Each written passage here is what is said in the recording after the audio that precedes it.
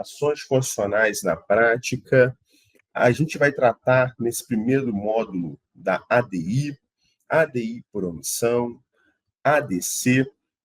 Então, nós vamos, nesse primeiro módulo, focar nessas três ações.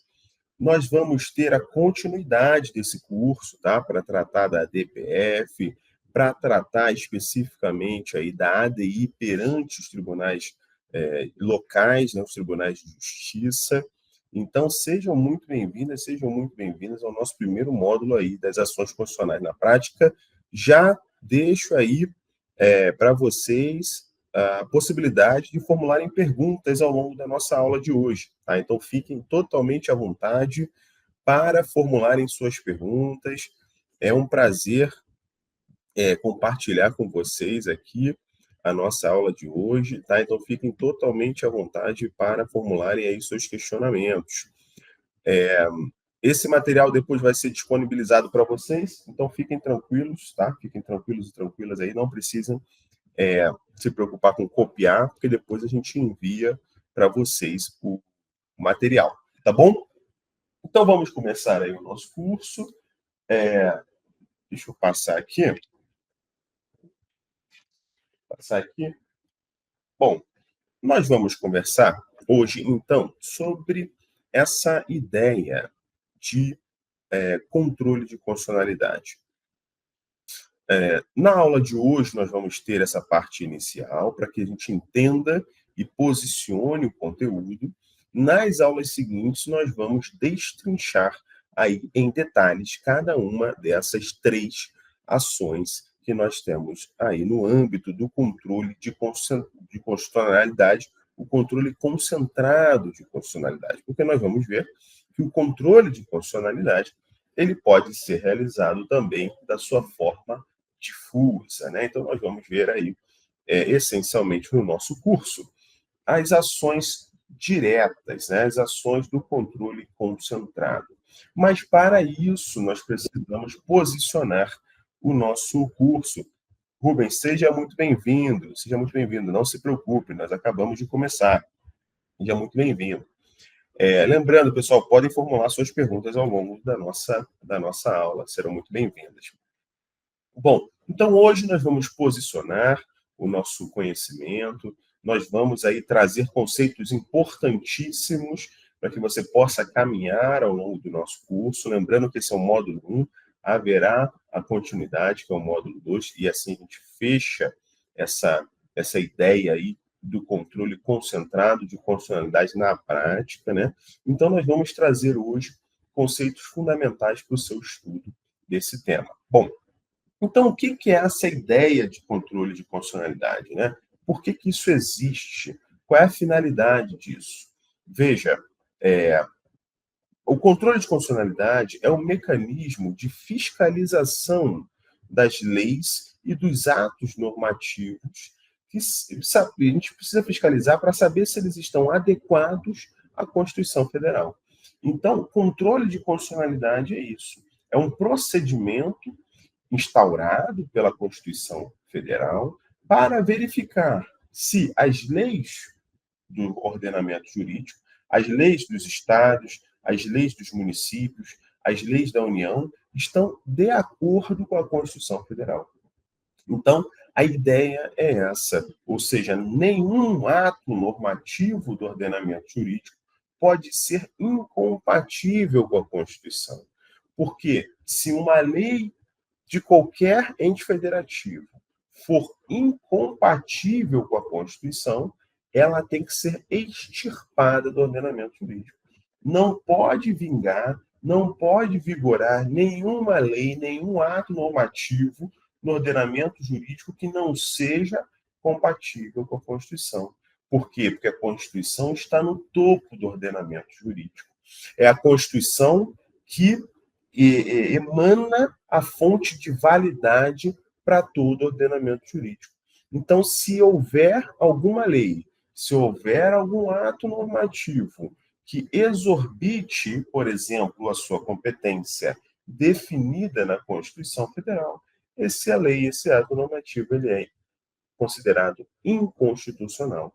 Ou seja, os tribunais irão declarar, irão reconhecer a sua inconstitucionalidade. Portanto, não é possível que nenhuma lei do nosso ordenamento jurídico permaneça em vigor sendo incompatível com o texto da Constituição. Está clara essa ideia, pessoal? Então, controle de constitucionalidade é isso. É essa fiscalização que ocorre para saber se as leis ou atos normativos daquele ordenamento estão de acordo com a Constituição. Nós vamos ver que essa fiscalização ela pode ocorrer de duas formas, né? Nós vamos ver isso um pouco mais à frente. Mais importante, por hora, é saber que controle de constitucionalidade é isso. Veja, no controle de constitucionalidade, nós podemos ainda salvar aquela norma da berlinda da inconstitucionalidade, né? Ou seja, a norma está sendo questionada perante o tribunal no controle concentrado. Ou seja, é como se ela estivesse no paredão do BBB, né? Ela está sendo questionada. Ela pode sair do programa, né? Sair do ordenamento jurídico, ou ela pode ainda ser salva pelo público, ser salva aí pelo tribunal. Quando? Quando nós fazemos, por exemplo, uma interpretação conforme a Constituição. São técnicas de interpretação, nós também vamos ter um curso só para tratar dessas técnicas de interpretação. Ou seja, o tribunal pode aplicar uma técnica de interpretação para salvar essa lei, que a princípio seria inconstitucional. Lendo o texto legal, o texto normativo, essa lei seria inconstitucional. Mas o tribunal pode dizer, olha, se nós interpretarmos esse texto dessa forma, ou seja, uma interpretação conforme a Constituição, uma interpretação de acordo com a Constituição, aí sim essa lei pode ser mantida. Ou seja, essa lei só pode ser mantida se ela for interpretada dessa forma. Todas as demais interpretações são inconstitucionais, porque o texto, meus amigos, o texto é polissêmico, né? O texto tem vários sentidos, né? Você pode interpretar um texto de várias formas, dependendo do contexto, dependendo das influências culturais. Então, o texto tem essa característica, né? As palavras têm essa característica polissêmica, né? Então, e o tribunal vai dizer, olha, se nós interpretarmos dessa forma, ainda dá para salvar essa norma, nós não precisamos extirpá-la do ordenamento. Né? Então, o controle de constitucionalidade é isso, é essa fiscalização, para saber se nós vamos tirar a norma do ordenamento, se nós vamos reconhecer que ela é constitucional, ou se nós vamos salvá-la por meio de uma interpretação específica, estando todas as demais inconstitucionais. Tudo bem, pessoal? Tudo bem, meus amigos? É essa a ideia do controle de constitucionalidade. Então, veja, a nossa Constituição Federal, ela vai prever normas de vários tipos, né? Vocês sabem que o constitucionalismo, né, que é esse movimento, constitucionalismo moderno, né, porque na Antiguidade, na Idade Média, também existiam constituições, né, mas não eram constituições como as constituições modernas, constituições escritas, constituições que têm um valor obrigatório, né, constituições, ou seja, textos legais que são fundantes do ordenamento jurídico, né? São normas que estão no topo do ordenamento, são normas mais importantes. A norma mais importante do ordenamento jurídico brasileiro é a Constituição Federal, todo mundo sabe disso, né? Veja, as constituições, esse movimento do constitucionalismo, aí o constitucionalismo moderno, portanto, aquele que surge depois das revoluções liberais, né? Revolução Gloriosa na Inglaterra, a Revolução americana, né, que dá ensejo lá na independência americana, né, que dá ensejo ali à Constituição americana de 1787, a Revolução Francesa de 1789, que vai dar ensejo ali à Constituição Francesa de 1791.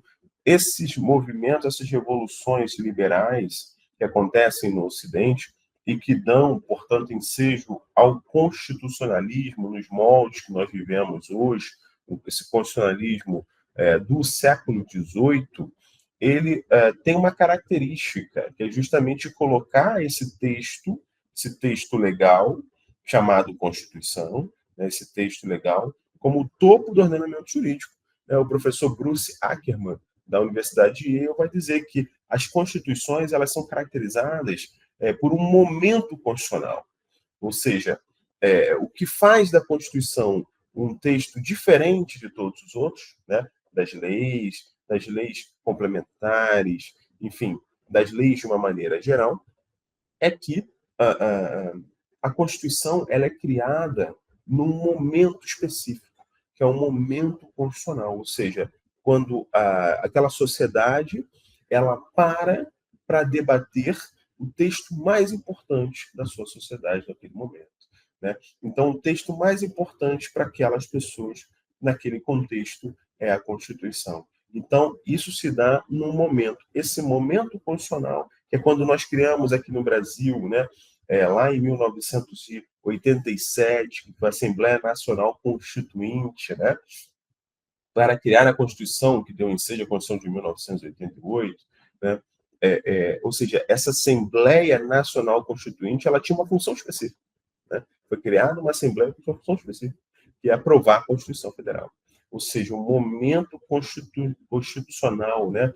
Esse momento específico em que a população, a sociedade organizada, ela vai trabalhar em prol de um texto específico. Isso faz da Constituição a diferença entre os outros textos, porque a gente não para debater uma lei específica, a gente não para debater uma lei delegada, uma lei complementar, enfim, né? A gente para debater a nova Constituição.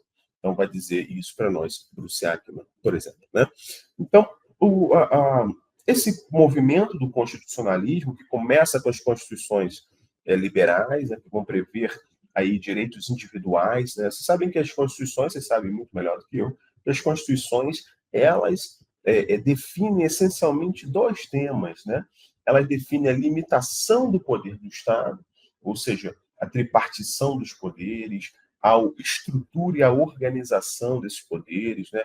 Como é que os poderes são organizados e constituídos, ou seja, para limitar o poder do governante e também para garantir um rol de direitos fundamentais de primeira dimensão, né, o direito de liberdade, liberdade de ir e vir, liberdade de manifestação do pensamento, direitos fundamentais de segunda dimensão, a gente chama de direitos sociais, né, que surgem aí no constitucionalismo mexicano, na Constituição Mexicana de 1917, né, na Constituição de Weimar de 1919, esse movimento desse constitucionalismo social, ou seja, essa ideia de que não bastam direitos de primeira dimensão para que haja o desenvolvimento da personalidade humana, para que os seres humanos, os indivíduos possam se desenvolver plenamente, é necessário não apenas direitos de primeira dimensão,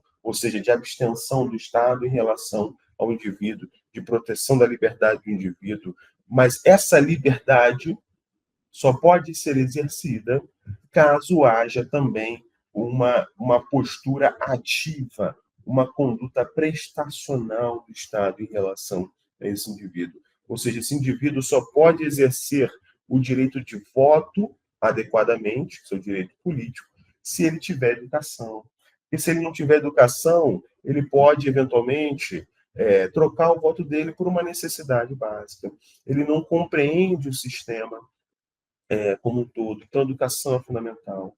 A saúde é fundamental, porque se o indivíduo não tem acesso à saúde básica, se ele por qualquer doença já fica acamado, já fica incapacitado, ele não pode exercer sua liberdade de ir e vir, ele não pode exercer sua liberdade de manifestação do pensamento.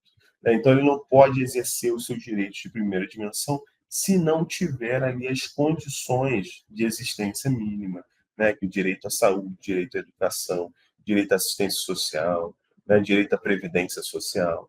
Então, esses direitos de segunda dimensão, que são direitos prestacionais do Estado, eles vão vir nessa segunda onda de direitos fundamentais, que estão também garantidos onde? Na Constituição Federal. Nós temos ainda uma terceira onda de direitos fundamentais, que são direitos da coletividade, direito ao meio ambiente, né, ecologicamente equilibrado, por exemplo, né? Então, esse conjunto de direitos, eles estão aí na Constituição. Então, as constituições modernas, elas essencialmente vão tratar de dois grandes temas, né? a limitação do poder do Estado, a organização do Estado, essa estrutura do Estado tripartite, né, essencialmente, definindo ali as atribuições, a estruturação, a composição dos poderes, e, por outro lado, garantindo um rol de direitos fundamentais, garantindo uma tábua de direitos aos indivíduos, aos cidadãos, em face do Estado. Tá? É claro que a nossa Constituição, por exemplo, é uma Constituição bastante extensa, né? Vai ter normas aí que não dizem respeito a nada disso. É claro, mas veja, essencialmente, o que nós vamos verificar nas constituições como um todo ao longo do mundo? Como um todo ao longo do mundo, nós vamos verificar esses dois temas, né? Esses dois temas afetos aí ao constitucionalismo moderno. Tudo bem, gente? Então, as constituições vão tratar de vários assuntos, essencialmente desses dois. Nós vamos ver, esses dois abrangem o que, essencialmente, lá? Ó. Quando a gente fala de limitação do poder, nós estamos falando, essencialmente, lá, de cima para baixo, do processo legislativo, ou seja, quais são as regras do jogo para criarem novas leis, para serem criadas os atos normativos daquela sociedade. Então, a Constituição ela vai limitar a atuação do Estado definindo as regras do jogo.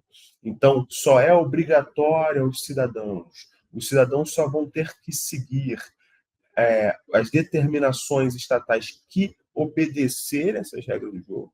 Ou seja, há um devido processo legal, tem que seguir o devido processo legal para que essa decisão estatal ela seja vinculante aos indivíduos, né? Por quê? Porque há um direito fundamental ao devido processo legal. Ninguém é obrigado a fazer ou deixar de fazer nada senão em virtude de lei, artigo 5º, inciso 2 da nossa Constituição Federal, que é uma réplica, né, do que vem na maioria das constituições modernas. Então, esse princípio da legalidade, ele é extraído desse devido processo aí, legislativo, né, devido processo legal no sentido existe o legal judiciário e o legal no sentido legislativo, né? Tem que seguir aí o processo legislativo garantido na Constituição Federal. Depois, a competência dos poderes, né? Nós vamos ter aí a competência do poder legislativo, do poder executivo, as competências do poder judiciário, né? Nós vamos ter aí, como diz lá o artigo 52, né? A competência do Senado da República, nós vamos ter a competência do Congresso Nacional, a competência da Câmara dos Deputados, nós vamos ter no artigo 84 a competência do Poder Executivo, nós vamos ter mais adiante, no artigo 102, a competência do Poder Judiciário. Então, assim, nós vamos ter a Constituição definindo aí, limitando esses poderes, a atuação desses poderes, porque nós sabemos que um poder controla o outro. O poder é controlado por meio desse conjunto de freios e contrapesos. Ou seja, como é que nós controlamos a atuação do poder do Estado? Por meio desse controle recíproco entre os poderes, né? Então, a definição das competências vai dizer, o rol ali vai marcar um traçado para dizer, olha, a partir daqui não, né? O seu poder vai até aqui, porque a partir dali é o outro. Então, um vai controlando o poder do outro. Depois, a organização do Estado. A nossa Constituição vai prever regras referentes à organização do Estado. Como é que o Estado brasileiro se organiza? Né? Como é que o Estado brasileiro ele vai se estruturar? A possibilidade de intervenção de um poder no outro, né? Como que essas situações elas vão se desenrolar ali dentro do Estado brasileiro? E nós vamos ver também que a nossa Constituição brasileira, essencialmente lá no artigo 5º, vai prever um rol de direitos fundamentais. Então, nós temos ali um rol de direitos fundamentais assegurados no artigo 5º da Constituição Federal. Então, veja que a Constituição Federal ela traz diversas normas, né? Então, nós já podemos concluir que, caso uma lei de um ente federativo, uma lei do Estado de São Paulo, por exemplo, viole alguma dessas normas da Constituição, nós vamos ter a lei estadual declarada inconstitucional. Né? Então, se a lei do Estado de São Paulo, por exemplo, a Constituição do Estado de São Paulo, ela viola uma regra que a Constituição prevê do ponto de vista de organização dos Estados, ela está sendo declarada, ela será declarada, portanto, inconstitucional. Digamos, por exemplo, que a Constituição do Estado de São Paulo preveja, né, como competência do Estado algo que é restrito à competência da União Federal. Vocês sabem que a União Federal, a competência da União Federal, está lá. Os bens da União Federal estão lá no artigo 20 da Constituição Federal, e a competência da União estão lá no artigo 21 e 22 da Constituição Federal. Então, se o Estado, a Constituição do Estado de São Paulo, atribuir, por exemplo, ao seu ente federativo, né, ao Estado de São Paulo, uma competência para atuar em matéria de telecomunicações, por exemplo, essa previsão ela é inconstitucional. Por quê? Porque compete privativamente à União disciplinar sobre o tema das telecomunicações.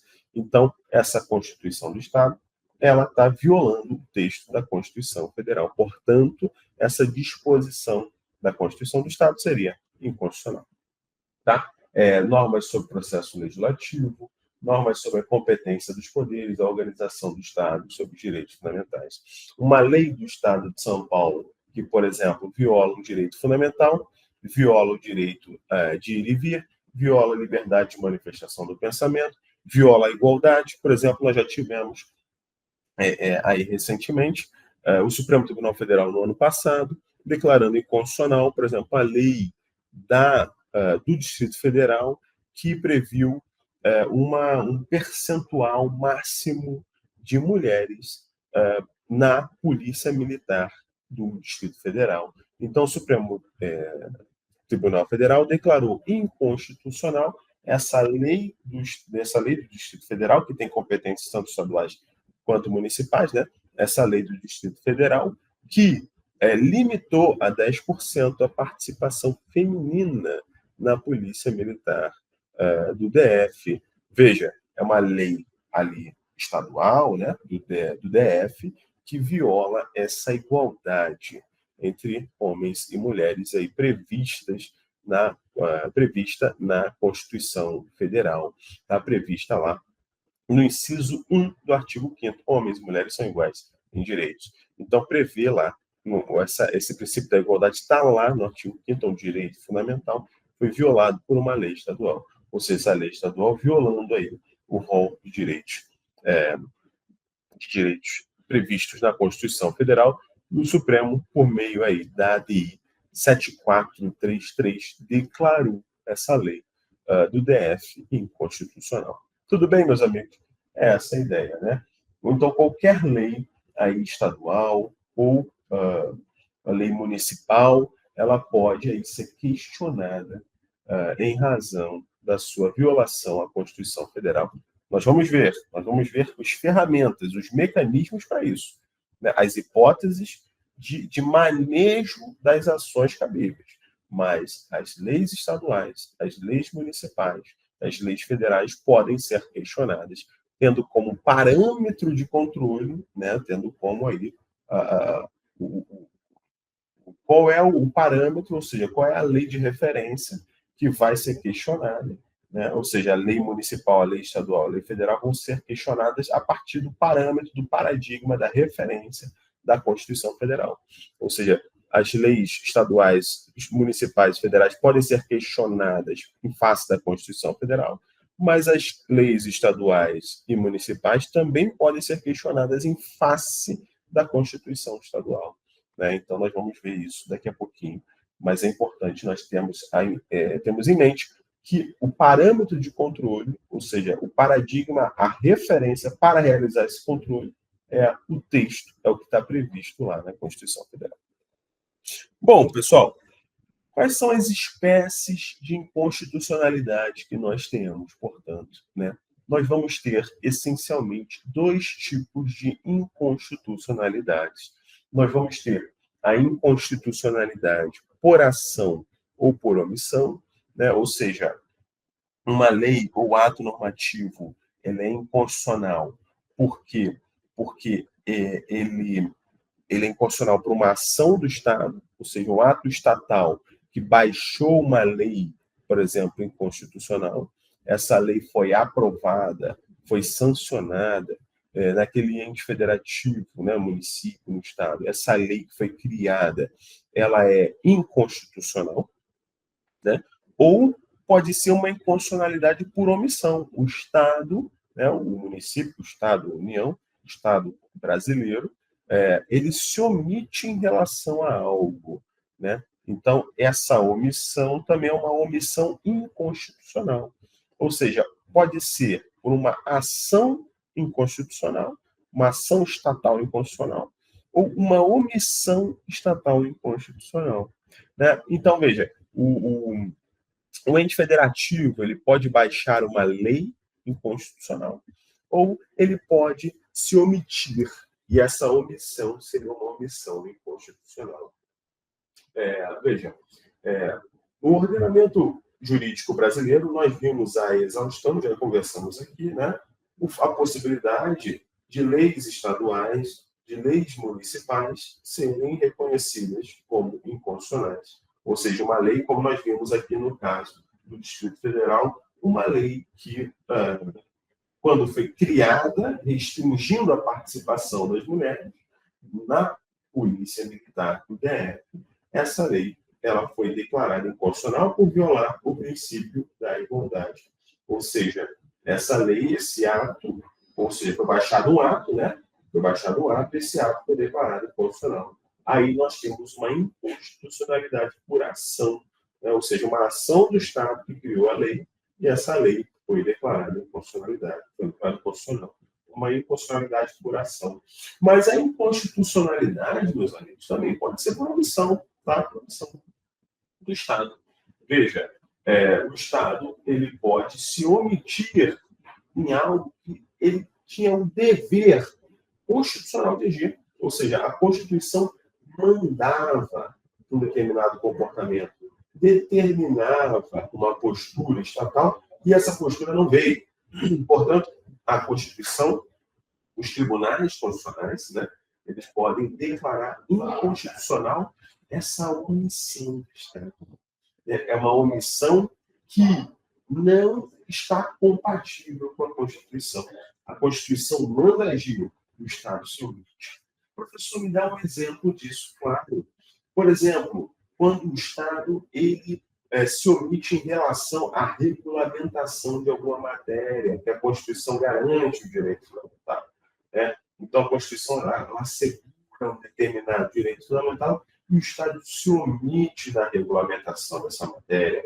Por exemplo, meus amigos, direito de greve assegurado lá no inciso 7 do artigo 37 da Constituição Federal. Ou seja, os servidores públicos, né? O artigo 37 da Constituição Federal trata da administração pública. Então, os servidores públicos têm direito de greve, só que não veio a lei regulamentadora, né? Você tem, né, a lei de greve para a iniciativa privada, mas você não tem a lei de greve para o serviço público, não tem a lei de greve, até hoje, né? Então, o que aconteceu?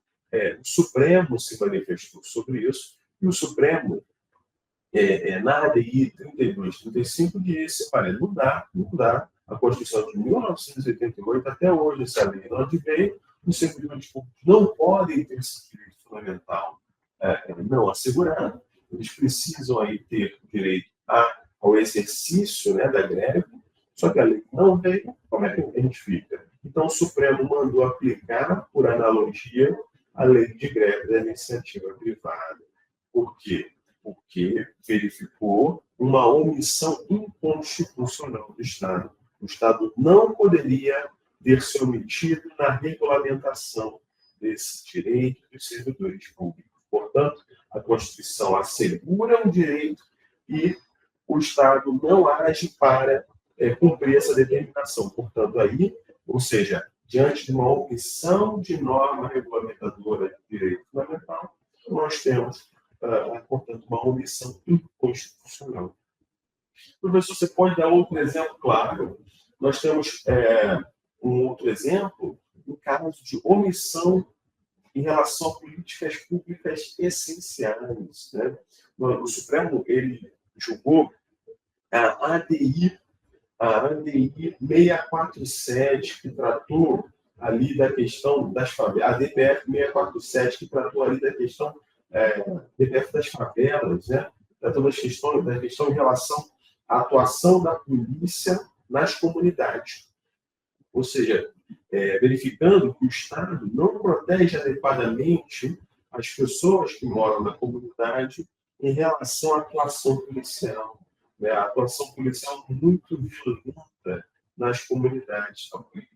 Constatado, portanto, que o Estado não as protege adequadamente. Então, o Supremo reconheceu uma omissão na política pública essencial. Se você pode dar mais um exemplo para a gente, claro, mais um exemplo para a gente. Veja, omissão em relação a situações emergenciais. O Supremo também reconheceu aí na DPI 754, né, ali 754, o Supremo disse lá o quê? Que os estados e os municípios não podem se omitir em relação à compra das vacinas, em relação ao fornecimento de leitos de UTI na época do Covid-19. Né? Então, o Supremo disse que o Estado não pode se omitir em situações emergenciais, como na Covid-19. Então, o Estado não pode não comprar vacinas, o Estado não pode não fornecer leito de UTI. Essa omissão é uma omissão inconstitucional. Tudo bem, pessoal? Então, nós temos diversos exemplos aí de omissões inconstitucionais. Outro exemplo muito conhecido, né? Uma omissão em relação aos cumprimentos de decisão judicial é o estado de coisas inconstitucional. O estado de coisas inconstitucional que foi reconhecido pelo Supremo em relação à superlotação nos presídios, né? Superlotação nos presídios também foi reconhecido pelo Supremo como um estado de coisas inconstitucional, ou seja, uma omissão do Estado em relação à política carcerária. Então, nós temos aí uma omissão também inconstitucional em relação ao Estado. Tudo bem, pessoal? Então, a inconstitucionalidade ela pode ser por uma ação, ou seja, pelo advento de uma lei, pelo advento de um ato normativo, incompatível com a Constituição, mas também pode ser derivado de uma omissão inconstitucional do Estado. Ou seja, a Constituição impõe um dever, mas o Estado não age para garantir, para assegurar esses direitos previstos na Constituição. Nós vamos diversos exemplos de omissão constitucional. Então, a inconstitucionalidade ela pode ser por ação, mas ela também pode ser por omissão. Tá? Nós temos aí a inconstitucionalidade formal e a inconstitucionalidade material. O que é a inconstitucionalidade formal e o que é a inconstitucionalidade material? A inconstitucionalidade formal é aquela inconstitucionalidade em que a violação se dá pelas regras que dão a condição para que a atuação do Estado aconteça. Por exemplo, se nós voltarmos aqui, nós vamos ver quais são as regras de forma, quais são as regras que não dizem respeito ao teor da lei, mas diz respeito às regras do grupo, às condições de existência daquele ato legislativo. Né? Então, uma lei, por exemplo, que viola o processo legislativo é uma lei que contém inconstitucionalidade. Né? Então, uma lei, por exemplo, uma lei complementar que é aprovada por maioria simples, não maioria absoluta, ela é uma lei que viola o processo legislativo. O processo legislativo é uma norma de reprodução obrigatória pelos entes federativos. Então, a lei do processo, então, o processo legislativo ele vai se reproduzir na Constituição do Estado e ele vai se reproduzir nas leis orgânicas municipais. Então, quando uma lei estadual ela é criada em inobservância às regras do processo legislativo, ela tem, por exemplo, um vício de inconstitucionalidade formal. Não estou olhando o conteúdo daquela lei, né? Não estou olhando o que ela está prevendo, estou olhando a maneira como ela foi criada. Eu estou olhando de forma ainda as condições criação da lei.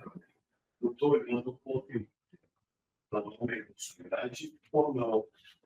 Por exemplo, pessoal, quando nós temos uma inconstitucionalidade em relação à iniciativa, né, lá no processo legislativo, está previsto no artigo 59, nós vamos ter, lá no artigo 61, no artigo 62, nós vamos ter, por exemplo, a iniciativa privativa do Poder Executivo. Então, existem certas matérias que são de iniciativa privativa do Poder Executivo, do chefe do Poder Executivo. Só o chefe do Poder Executivo pode propor certas matérias para serem objeto de futura lei, de futura legislação. Então, quando uma lei ela viola essa competência privativa do chefe do Poder Executivo, ela é uma lei que tem um vício, né, um erro, ela tem um vício de iniciativa e, portanto, um vício de forma. Ela padece de inconstitucionalidade. Eu não estou olhando para o conteúdo, estou dizendo que essa lei, por melhor que seja, por mais bem intencionada que seja, por mais protetiva que seja, ela tem um problema de forma. Ela foi iniciada por um agente que não tinha competência para isso. Portanto, o vício de iniciativa é um vício que denota uma inconstitucionalidade formal. Tudo bem? Agora, o vício também pode ser um vício de matéria. Né? Nós vamos ter aí uma inconstitucionalidade material. Ou seja, quando essa lei ela disciplina algo que é incompatível com a Constituição. Ou seja, eu vou olhar para o conteúdo da lei. Ela formalmente está perfeita. Seguiu a regra do processo legislativo, não tem nenhum vício de iniciativa privativa do chefe do Poder Executivo. Né? Então, por exemplo, um exemplo de iniciativa privativa do chefe do Poder Executivo é aumento de remuneração do servidor. Ou seja, uma lei que trata de aumento de remuneração dos servidores públicos, ela é de competência privativa do chefe do Poder Executivo, porque ele tem que dizer, olha, eu tenho condição de pagar isso, né? Não pode os vereadores, os caras estaduais, os deputados federais, senadores, simplesmente resolveram aumentar os salários durante o dia para noite. Sabe que o orçamento para isso? Então, é de iniciativa privativa do chefe. Então, uma questão de forma, né? Só voltando aí, mas em relação ao conteúdo, nós vamos olhar para o conteúdo. Vamos ver se isso é compatível com o rol de direitos fundamentais da Constituição Federal.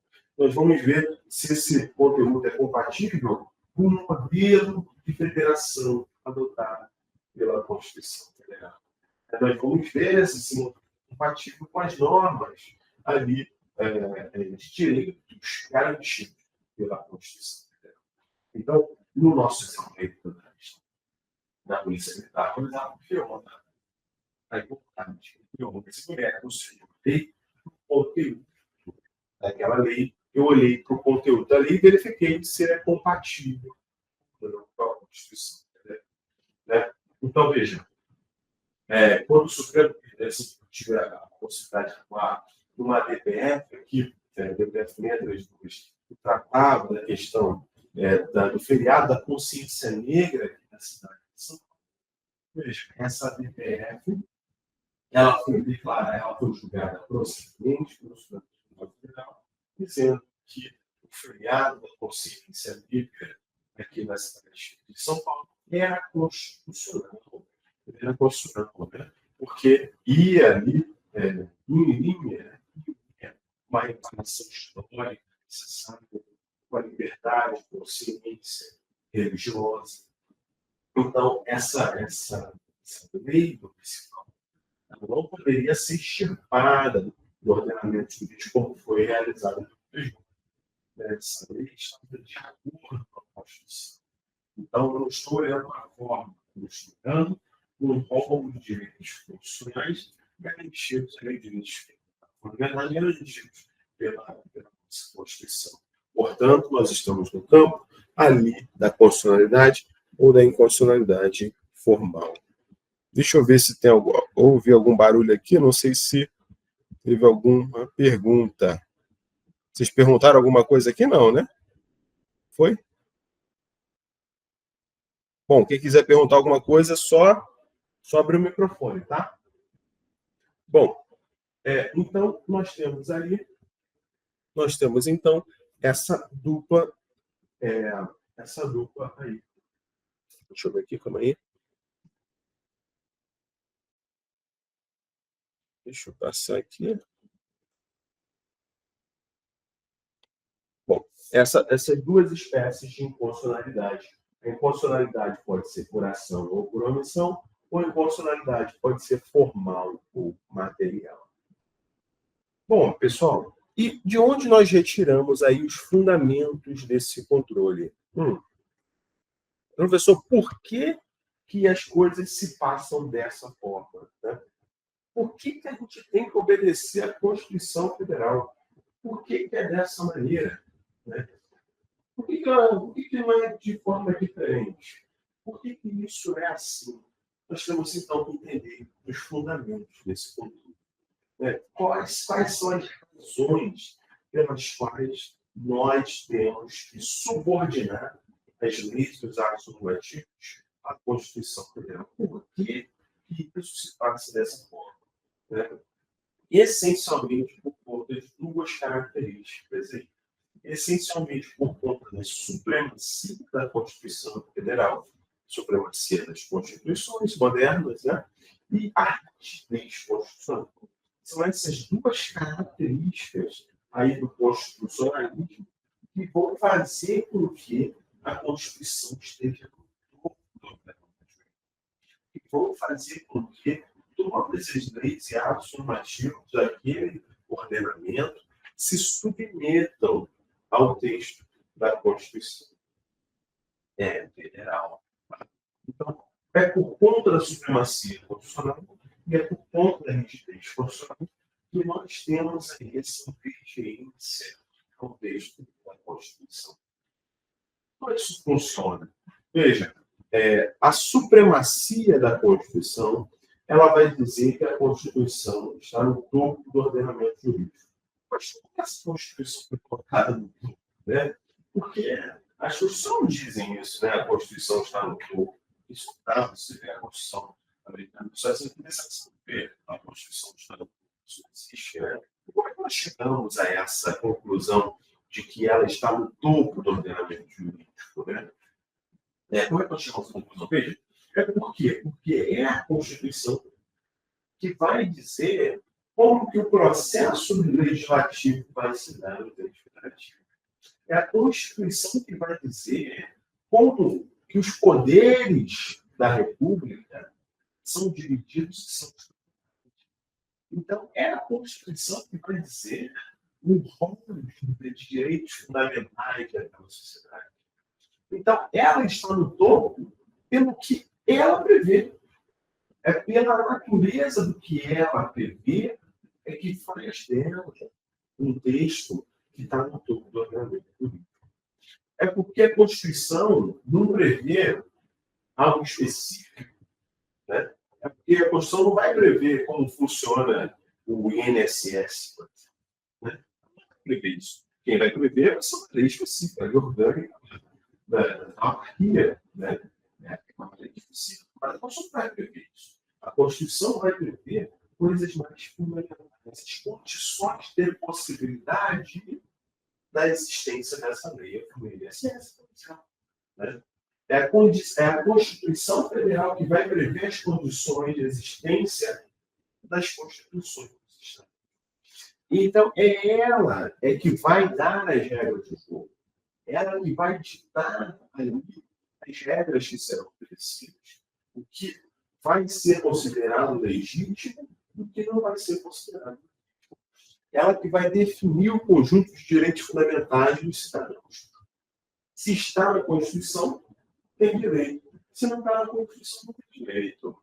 Então, é por conta da natureza das suas previsões, das suas regras, das suas disposições, que vão fazer da Constituição uma norma suprema, A supremacia da Constituição se dá, a Constituição se dá porque o que é a Constituição define, é a condição que define o processo legislativo, é a condição que define ali, por exemplo, veja, a Constituição vai dizer lá no artigo 59, vai dizer, olha, o processo legislativo é composto de tais de lei ordinária, de lei complementar, de emenda constitucional, vai dizer isso, olha, é provisório, tal. Se o município quiser dizer assim, olha, agora eu vou criar, não vai ser lei ordinária, vai ser lei desejada. É uma lei desejada.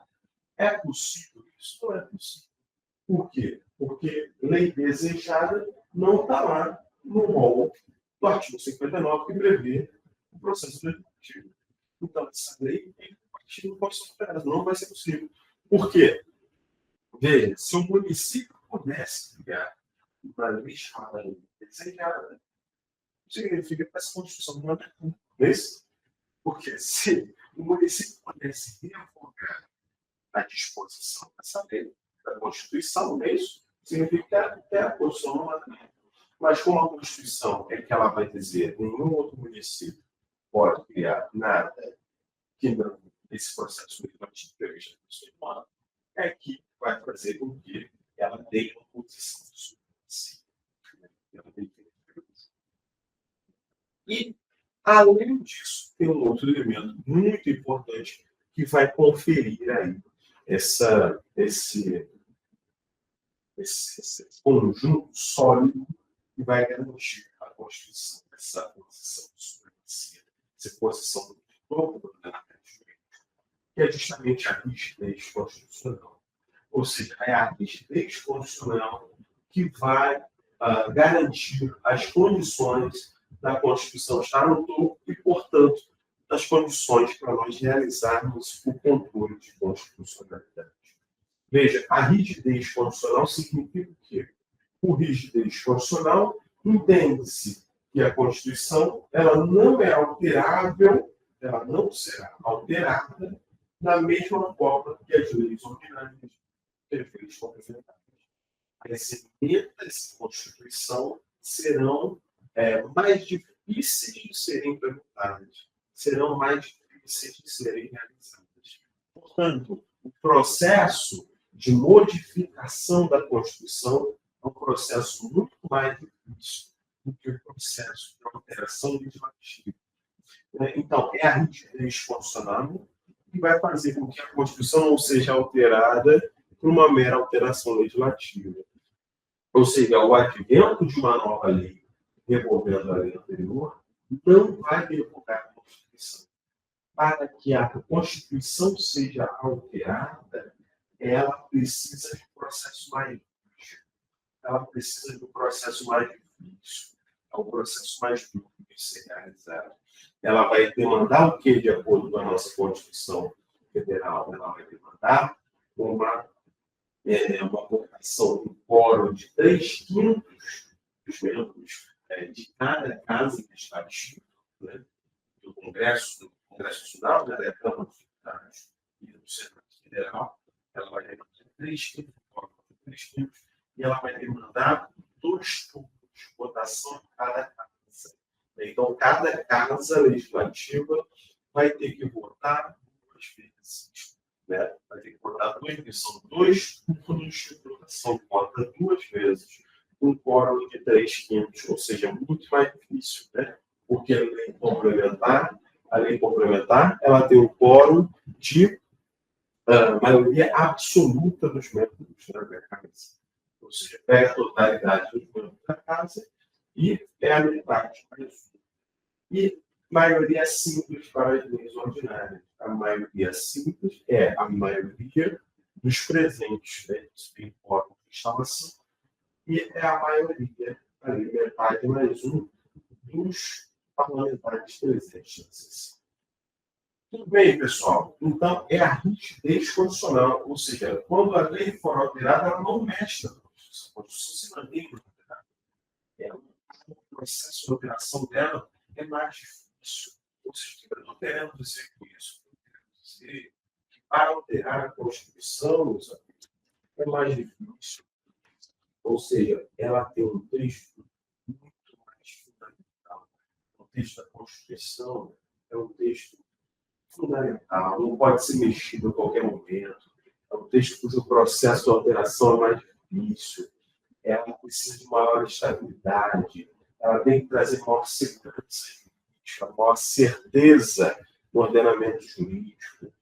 Atrelado ao fato de que é ela que dita as regras do jogo, ela que define os direitos fundamentais, ela que trata da competência dos poderes, trata ali do processo legislativo, trata de questões fundamentais do ordenamento jurídico, é que vão esse conjunto de características, essas duas características que vão conferir a ela essa atribuição, essa qualidade de estar aí no topo do ordenamento jurídico. Tá? Então, esse é o fundamento do controle. É o fato da Constituição ser suprema e é o fato dessa rigidez constitucional ser mais difícil de ser alterada. Mas, professor, isso não significa necessariamente que será, né, o Poder Judiciário o órgão que vai realizar esse controle. Né? Não quer dizer necessariamente que é o Judiciário que vai fazer isso. Por que é o Poder Judiciário que vai realizar isso? Pode ser Poder Legislativo. Né? Veja, se vocês pensarem, por exemplo, que na França,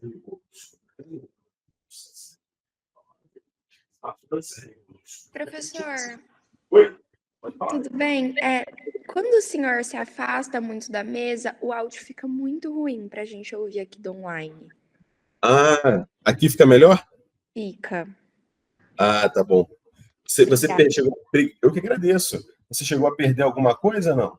Não, deu para ir pegando, mas eu achei melhor dizer. Tá bom. Obrigado, Natália. Foi ótimo você ter dito, hein? Imagina. Então, mas por que o poder judiciário que realiza esse controle?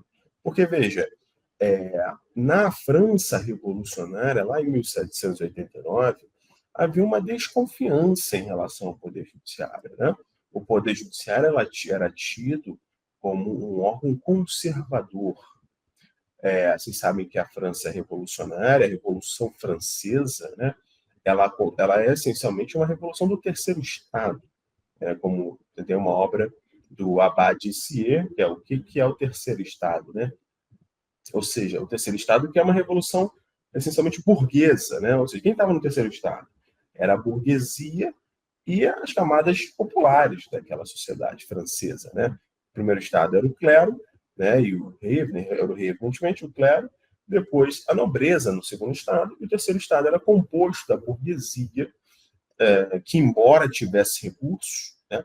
Que, embora financiasse o Estado, o peso da carga tributária recaía essencialmente sobre a burguesia, ou seja, a burguesia tinha dinheiro, tinha recursos, mas não tinha acesso político, não tinha influência política, não frequentava o palácio do rei, tal qual a nobreza, tal qual o clero, ou seja, era uma aspiração da classe burguesa ao poder. Né? Ou seja, essencialmente a Revolução Francesa é a Revolução Burguesa. A burguesia que fala, olha, peraí, eu sirvo só para pagar as contas de vocês, mas não tenho influência nenhuma em relação ao poder. Você pode aumentar tributo a hora que você quiser, você pode confiscar meu patrimônio a hora que você quiser.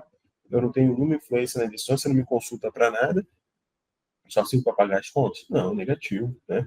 Então, a burguesia ela se revolta em relação a isso, e a Revolução Francesa é uma revolução burguesa, essencialmente. Né?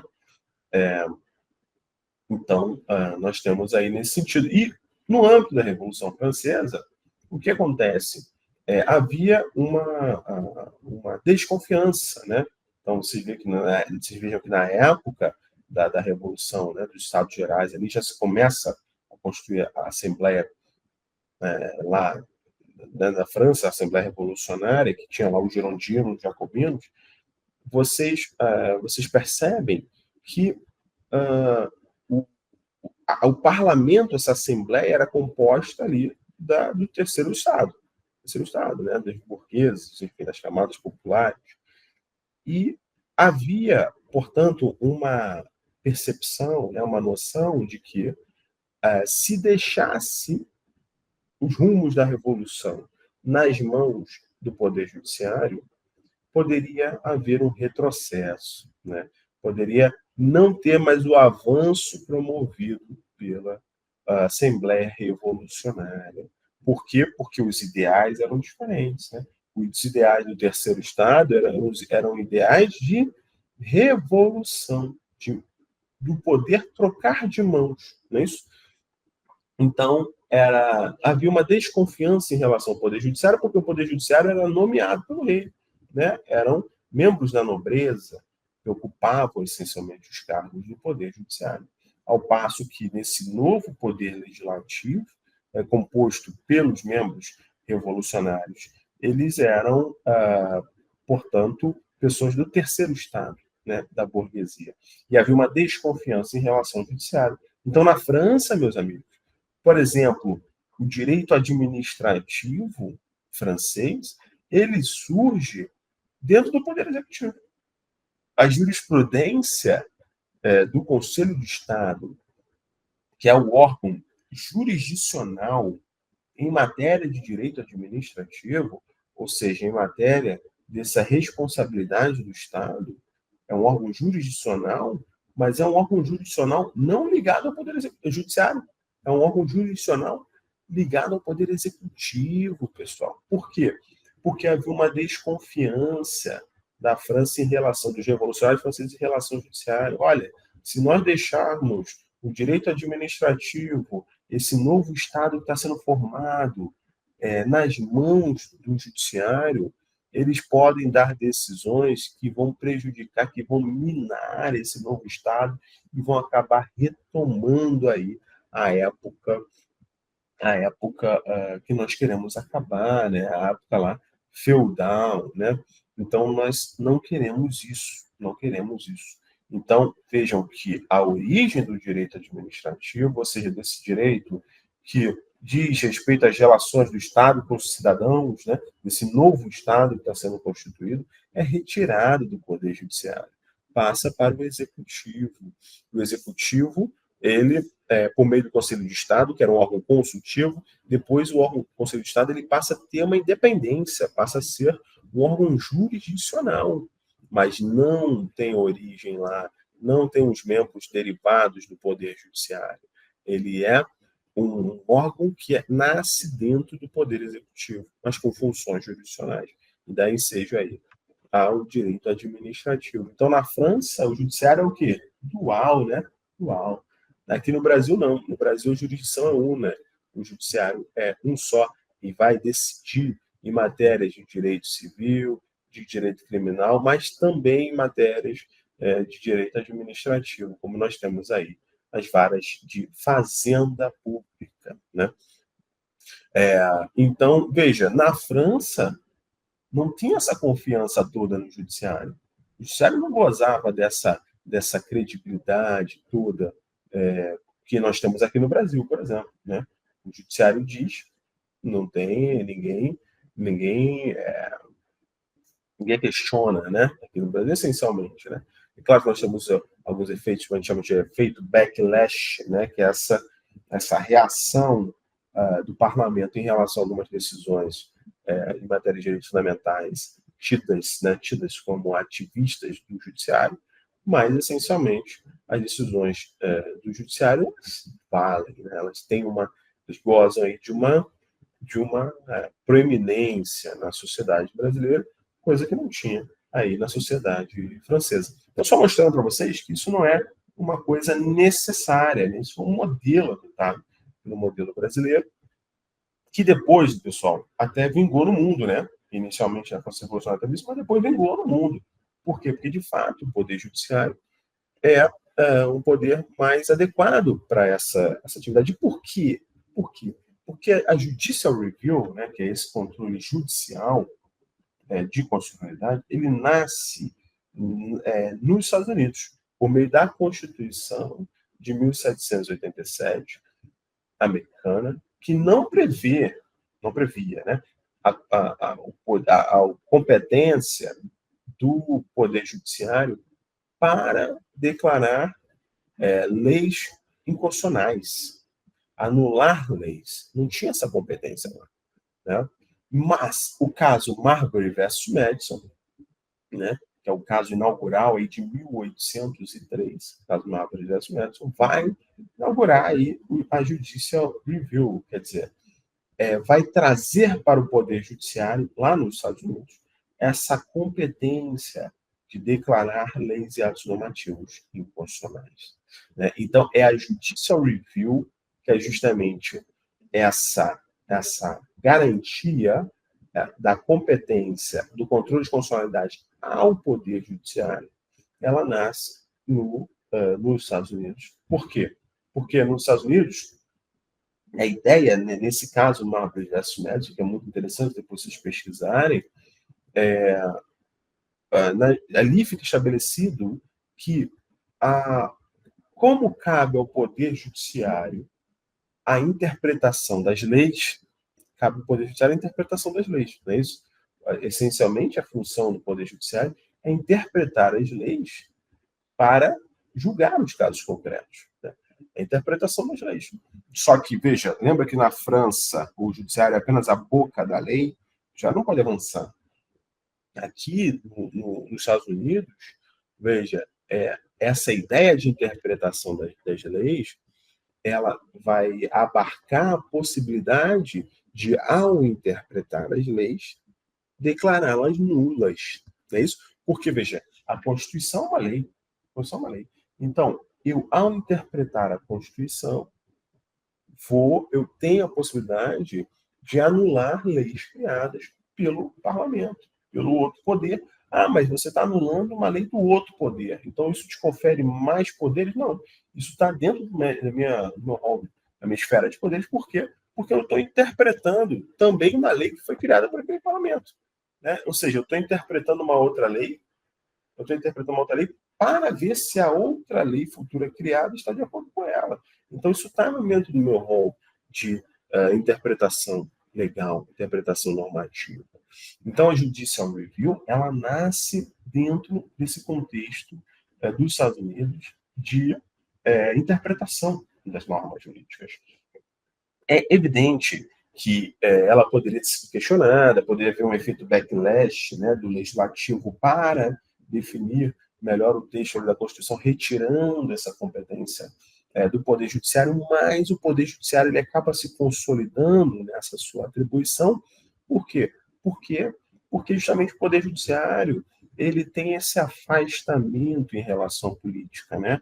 As decisões do judiciário em tese, elas não têm esse verniz político, esse matiz, essa coloração dada por ideologias, né? É uma decisão essencialmente técnica, imparcial, afastada do calor dos momentos, né?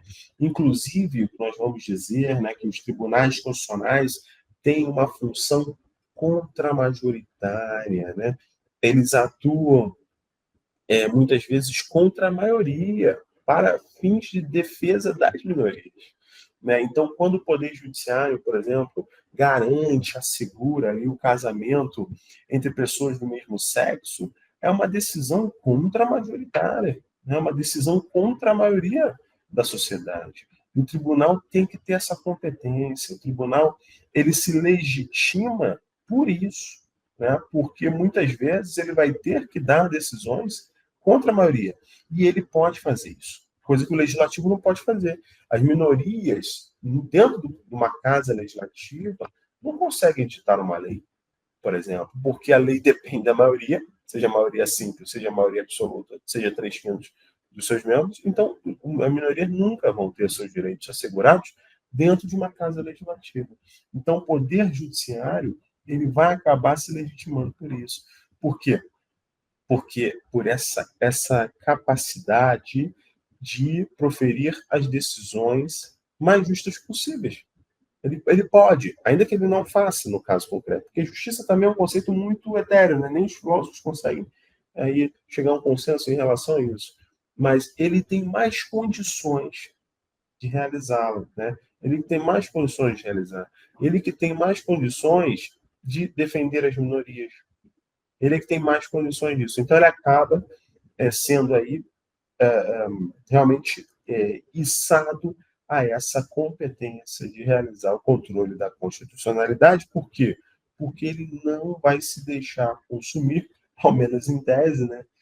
Nós temos aí polêmica no mundo concreto, né, das decisões políticas aí do tribunal, se o tribunal é um tribunal político, se não é, mas, a princípio, é ele que tem mais condições aí em relação a essas decisões. Tudo bem? Então, é por isso que a ele vai ser atribuída essa competência do controle de constitucionalidade.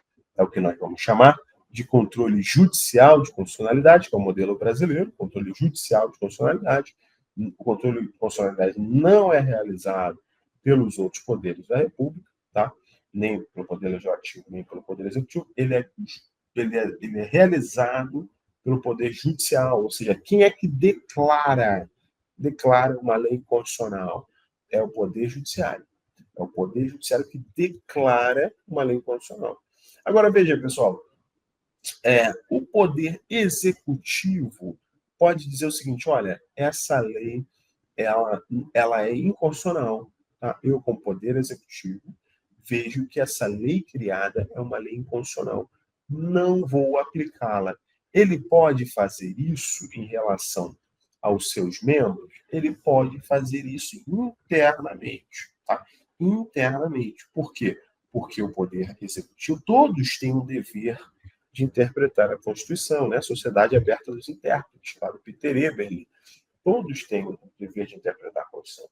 Então, o Poder Executivo pode dizer, olha, gente, o meu jurídico aqui, a minha Procuradoria-Geral do Estado, do município, está dizendo que essa lei é inconstitucional. Tá? Então, nós não vamos aplicá-la internamente aqui. Mas quando o Poder Executivo faz isso, ele não está declarando a lei constitucional. Ele não está declarando. Ele está afastando a sua aplicabilidade por considerá-la inconstitucional. Mas ele não está declarando. A lei continua vigente. A lei continua vigente. Então, se um particular for em juízo exigir a sua aplicação em face do município, do Estado, da União, ele vai poder exigir. E só quem pode afastar a aplicação de uma lei ou ato normativo é o Poder Judiciário. Então, o Poder Judiciário é que vai afastar essa regra. Vai dizer, olha, Executivo, você está errado, você tem que aplicar essa lei, você tem que aplicar essa norma. Você ao não aplicá-la, por reconhecê-la inconstitucional, você está cometendo um erro, porque essa lei é constitucional, sim, então você vai aplicá-la. Então, no Brasil, o controle é judicial, em que pese o Poder Executivo como um poder, é um poder da República, tal como qualquer outro. Ele, portanto, tem que interpretar a Constituição como todos os outros. Ele pode dizer, olha, interpretando aqui, o órgão jurídico disse que essa lei é inconstitucional, não vamos aplicar. Mas se o Poder Judiciário determina, aí ele aplica. Por quê? Porque o Poder Executivo não tem o poder de declarar. Ele pode não aplicar, afastar por reconhecer o inconstitucional. Tudo bem? Bom,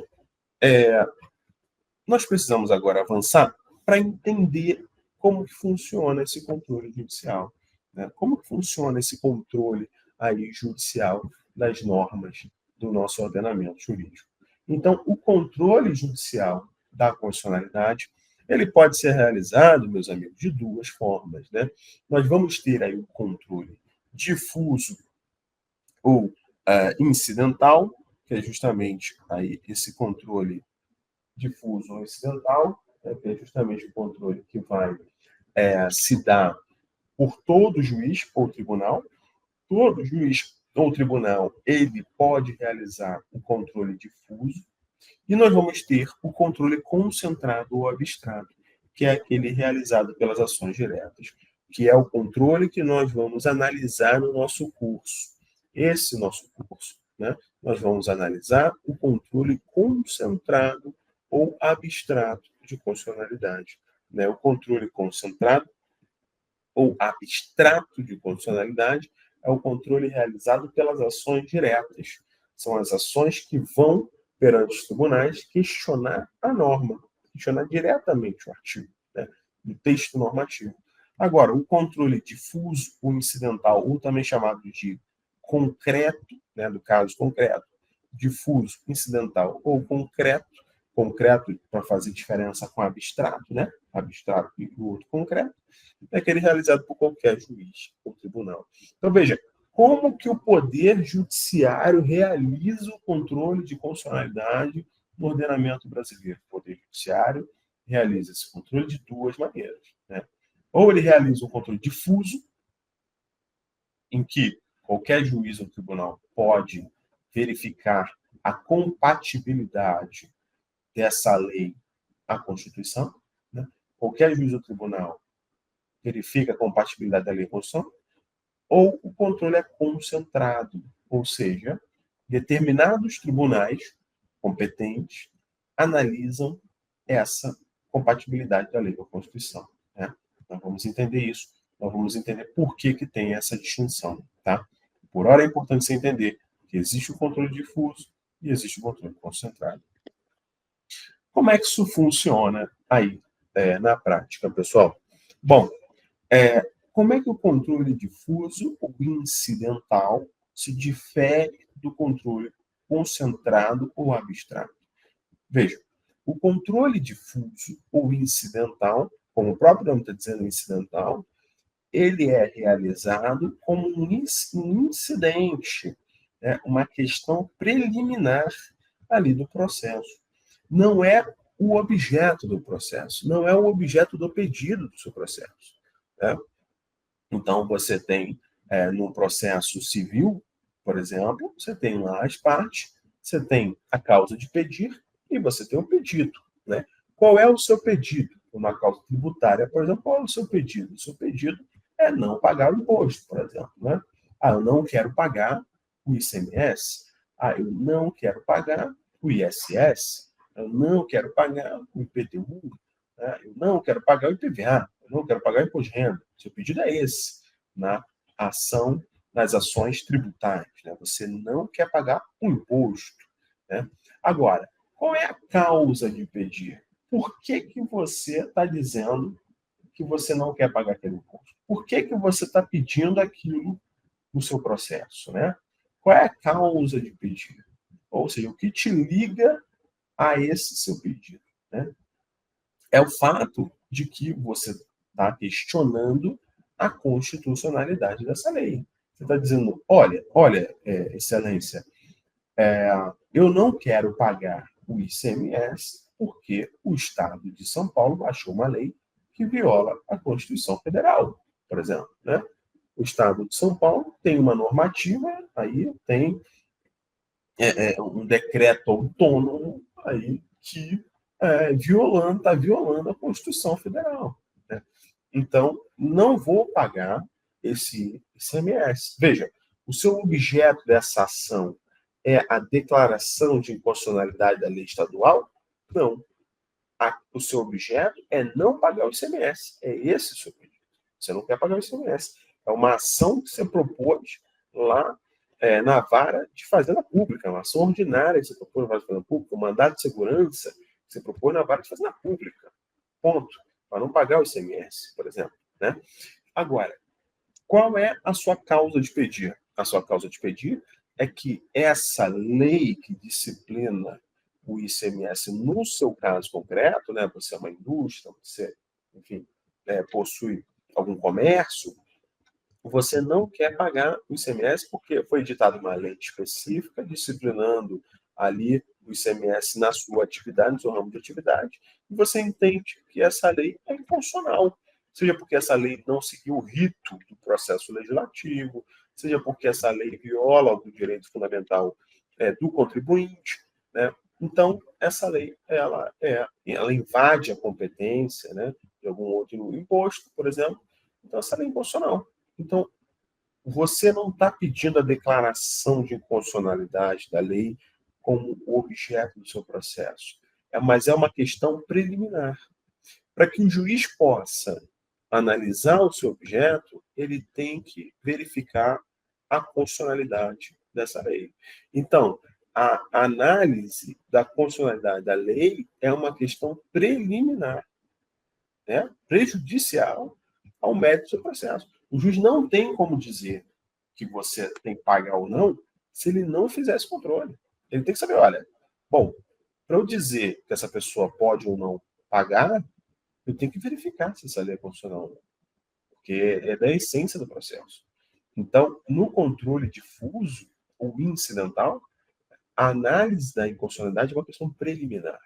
Não é o objeto do seu pedido, é uma questão incidental, é antes, é necessária para a análise do seu pedido.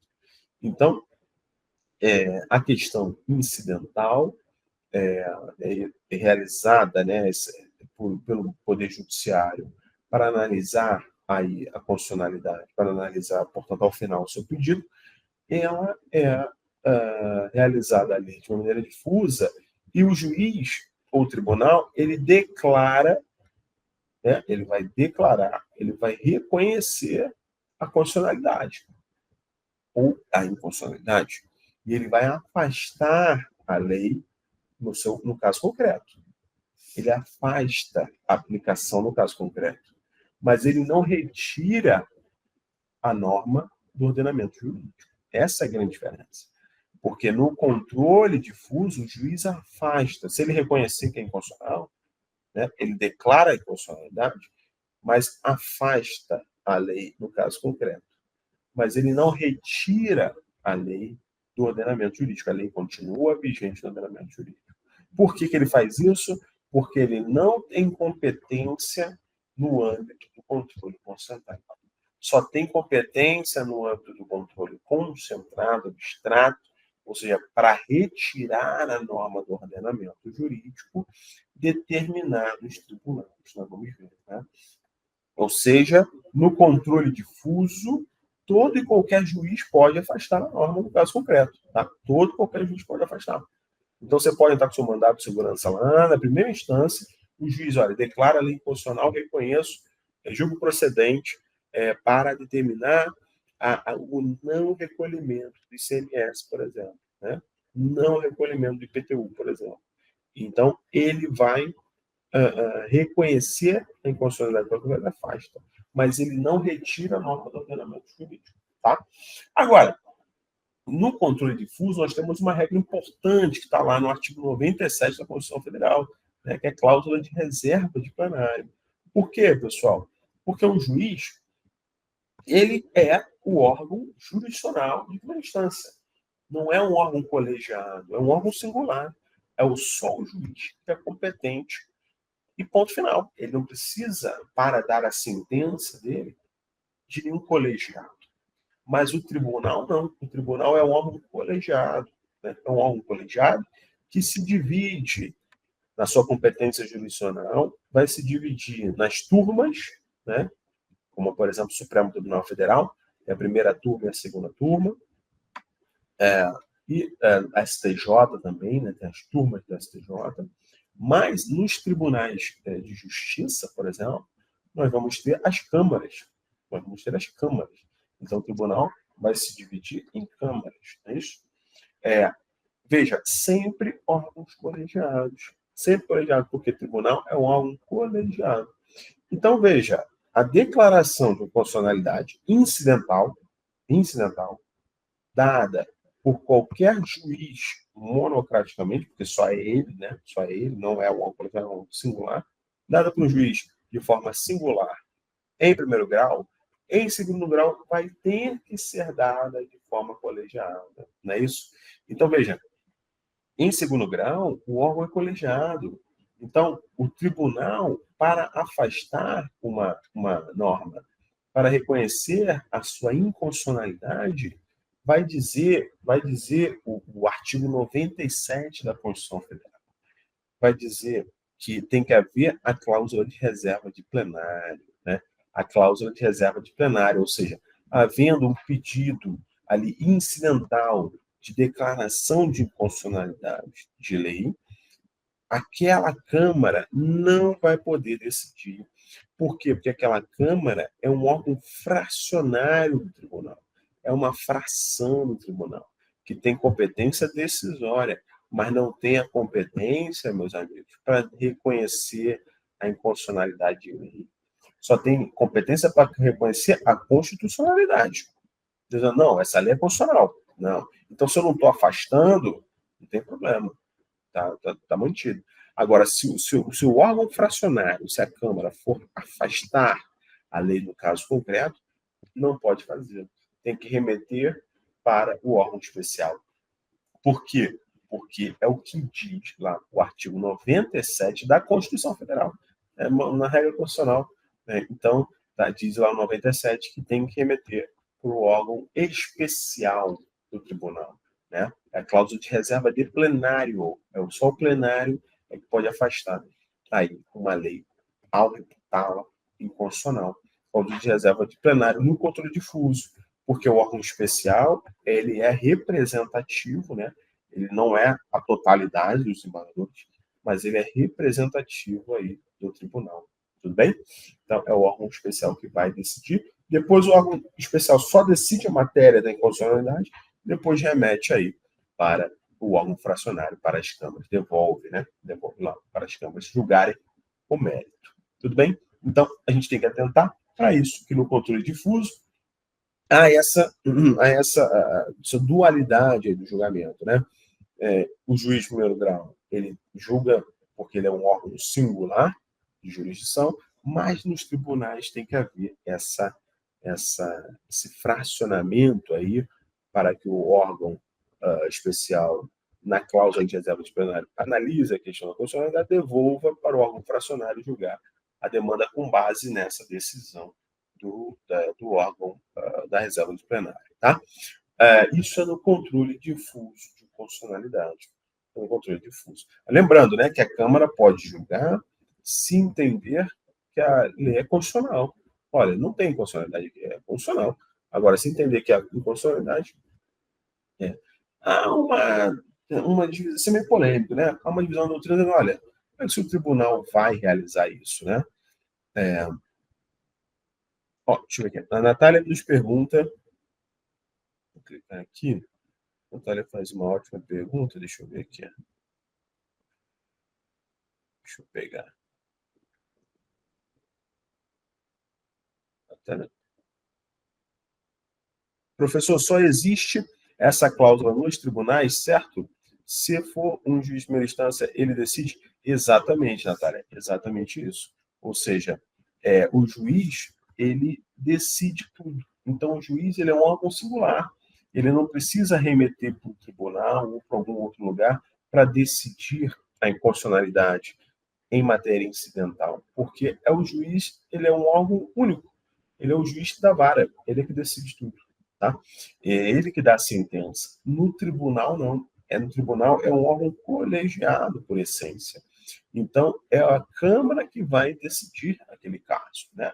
É claro que nós temos as decisões monocráticas da Câmara, né? Nós temos as decisões monocráticas, mas elas são passíveis de recurso, elas são passíveis de agravo interno, não é isso?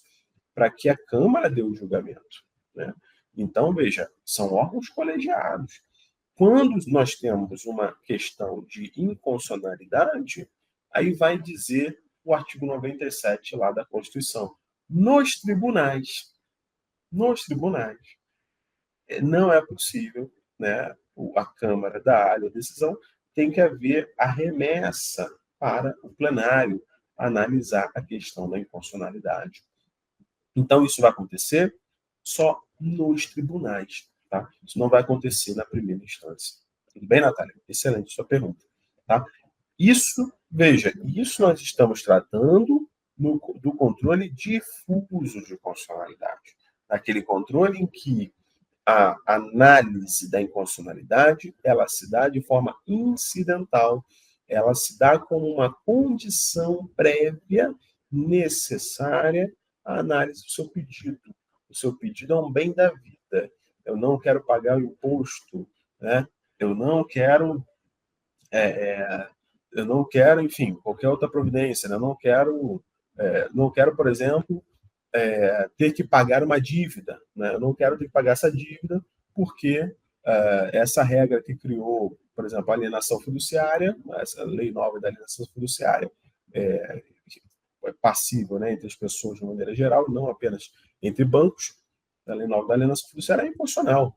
Então, essa lei é inconstitucional, eu não vou pagar não quero ser obrigado a pagar. Então, é uma questão incidental, né? É uma questão incidental. Então, quando o controle for feito dessa forma incidental, ele é realizado por qualquer juiz ou tribunal. Lembrando que esse controle não retira a norma do ordenamento jurídico. A norma continua no ordenamento jurídico, ela é só afastada naquele caso específico. Né? Tudo bem, pessoal? Bom, agora, o controle concentrado. Gustavo Fonseca nos pergunta: o senhor entende que a turma recursal do juizado ela tem competência para realizar controle difuso? Excelente pergunta, viu, Gustavo? Excelente pergunta. Professor, e as turmas recursais do juizado especial, elas têm competência para realizar o controle difuso? Veja, meus amigos, o que é o sistema do juizado especial? Ele é um sistema diferente, né, do processo normal. A gente chama de microsistema ali dos juizados especiais, dado pela Lei 9.099 dos juizados especiais, mas também nós temos o juizado especial da Fazenda, o juizado especial federal, então compõe ali o microsistema dos juizados especiais. Os juizados especiais, eles vão ter ali a figura do juiz de primeira instância, né, que é a figura do juiz leigo, que faz um projeto de sentença, mas nós vamos ter o juiz togado, o juiz de direito, que assina ali, né, que corrobora, né, com o projeto de sentença, que dá a sentença, portanto, então nós chamamos um juiz de primeira instância, né, que dá a sentença, e nós vamos ter o recurso não é para o tribunal, né, o juiz não é para o tribunal, para as câmaras do tribunal, o recurso ele é para as turmas recursais. O que são as turmas recursais? Turmas recursais são, portanto, são órgãos colegiados, tá? Compostos de juízes de primeiro grau. Não são órgãos formados por desembargadores. As turmas recursais são órgãos formados por juízes de primeiro grau, para rever essa decisão do juiz, ou da juíza, né, da primeira instância. Então, por serem órgãos colegiados compostos por juízes, né, há sim a possibilidade de realizar um controle de constitucionalidade, porque da mesma forma que o juiz na primeira instância realiza, o juiz na segunda instância também vai poder realizar. Veja, o que caracteriza o juizado especial não é a possibilidade ou não do controle, é justamente o fato de serem causas de menor potencial ofensivo, se for no crime, né? Mas se forem causas de menor valor econômico, se for no civil, né? Causas ali de até 40 salários mínimos, né? São as causas que envolvem ali os juizados especiais. É claro que tem algumas matérias que não podem ser objeto ali de juizado especial, né? Não podem ali ser ajuizados, né, no juizado especial, mandado de segurança, aquelas coisas todas. São causas de menor complexidade, mas você tem a competência da justiça, né? Você tem um órgão, um poder judiciário, e que, portanto, pode realizar, na minha percepção, esse controle difuso sem nenhum tipo de problema. O difuso, né? O que não pode realizar é o controle concentrado de constitucionalidade, tá bom? Até mesmo porque, veja, e por que poderia, né? Porque, veja, das decisões das turmas recursais cabem recurso extraordinário, né? As decisões das turmas recursais não cabe recurso para o tribunal, vocês sabem muito bem disso. Cabe recurso, apenas recurso extraordinário para o STF.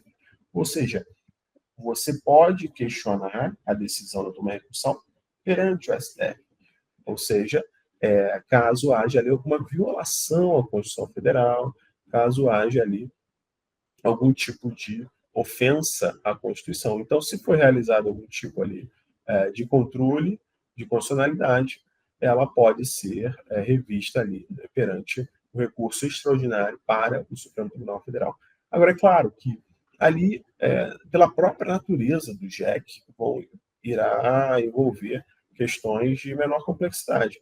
Mas veja que, se a gente analisar nesse microsistema dos juizados especiais, os juizados especiais da Fazenda Pública, por exemplo, eles têm a competência absoluta. O juizado especial da Fazenda Pública tem competência absoluta, né? Então, as causas até 60 salários mínimos, elas vão para o juizado especial da Fazenda Pública. você não tem a opção, a facultatividade de ou entrar no juizado ou entrar na vara da fazenda. É no juizado da fazenda. Então, se o juizado não puder realizar o controle, então nas causas até 60 mil não terão controle de constitucionalidade. Então só terá controle nas causas acima de 60 salários mínimos. Né? Então, isso seria uma discriminação que não encontra fundamento no ordenamento jurídico. Né? Por que até causa até 60 salários mínimos não poderia ter controle de constitucionalidade? Não. O controle de constitucionalidade é uma atuação, uma atribuição, uma competência do Poder Judiciário, né? Que pode ser em qualquer causa de valor econômico. Né? Então, isso pode ser realizado, sim, perante os juizados. Tudo bem? Bom, pessoal, então, o controle concentrado, como é que fica? Né? O controle concentrado ou abstrato é esse controle em que o objeto do pedido é a retirada da norma do ordenamento jurídico. O objeto do pedido é a declaração de inconstitucionalidade ou da constitucionalidade da lei ou da norma.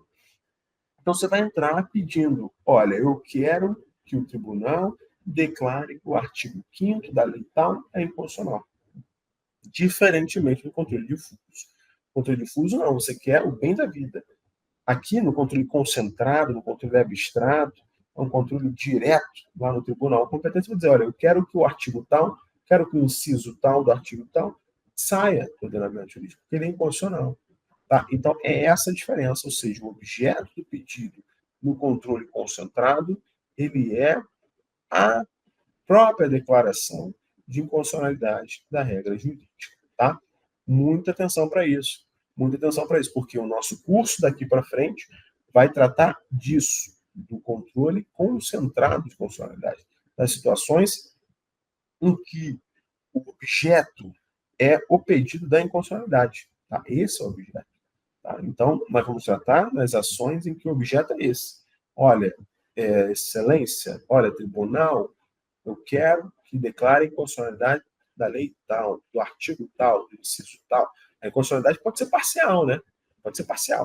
Não precisa ser de toda a lei, pode ser de parte da lei, né? De um artigo, de um inciso. O que não pode é ser a inconstitucionalidade de uma palavra, né? A inconstitucionalidade de uma palavra, não. Agora, o que pode acontecer é uma interpretação conforme, né? O tribunal diz, olha, essa palavra tem que ser interpretada dessa forma, né? Esse texto tem que ser interpretado dessa forma, né? Então, mas você não pode entrar com o pedido de cortar uma palavra de um inciso. Corta o inciso, corta o artigo, corta o parágrafo. Não precisa cortar todo o artigo, nem toda a lei, mas o que não dá é para você criar um outro texto com base na interpretação, né? Porque aí você extrapola a atuação do Poder Judiciário. O Poder Judiciário não pode criar um outro texto, né? Ele pode cortar, isso é o que ele pode fazer, tá? Bom, e o que a gente precisa agora ver é justamente o fato de que... Deixa eu passar aqui. Deixa eu passar aqui. É só um vídeo.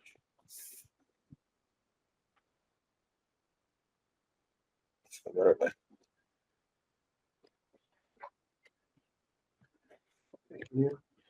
Isso.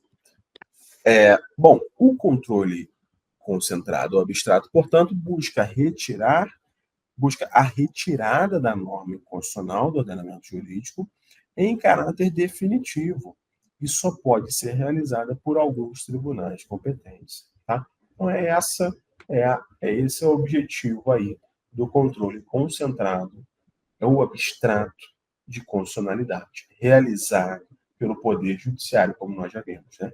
É retirada dessa norma inconstitucional do ordenamento jurídico. Retira com efeitos erga omnes, né? Ou seja, a todas as pessoas, e eficácia vinculante, eficácia obrigatória, efeito a todas as pessoas com força vinculante. As pessoas, o que são pessoas, né? Todos os órgãos da administração, todo o poder judiciário, tá?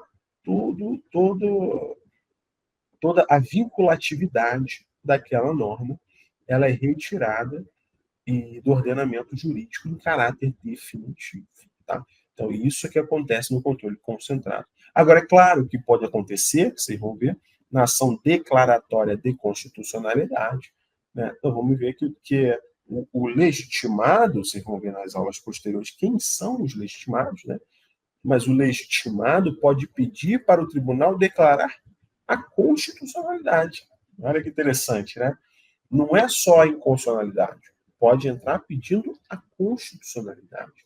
Por quê? Porque muitas vezes você tem incertezas diante daquela norma, né? Aquela norma tem muita incerteza, não está sendo aplicada em alguns lugares, está sendo aplicada em outros, você tem alguma incerteza, muita insegurança em relação à constitucionalidade de uma determinada norma, e um legitimado entra perante o Poder Judiciário dizendo, olha, perante o Supremo Tribunal Federal, dizendo, olha, Supremo, reconheça a constitucionalidade. Diga expressamente que essa lei, que esse artigo, que esse parágrafo, que esse inciso, ele é constitucional, porque aí eu espanco as dúvidas que paravam acerca disso. Eu asseguro a segurança, eu garanto a segurança jurídica em relação à aplicação dessa norma. Né?